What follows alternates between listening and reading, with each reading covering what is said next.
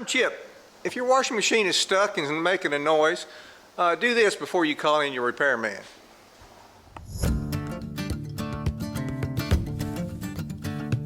you have a newer machine with the push button start, these machines usually have the 6 lights underneath it. This is the most common machine that has this problem. And usually in the rinse cycle that this happens.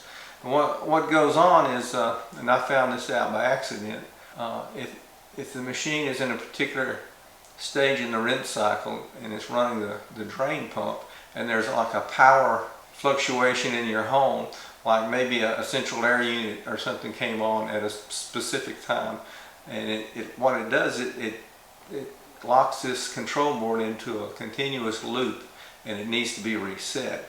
It's a really simple procedure to do. If you've unplugged your machine for 2 minutes and plugged it back in, and it still has this your pump is continuously running, do this.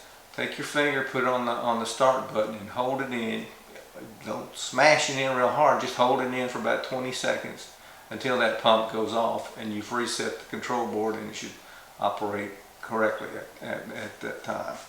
If this was helpful to you, please press that like button and subscribe to my channel, and other people with this same problem will be shown this video by YouTube more often if you do that.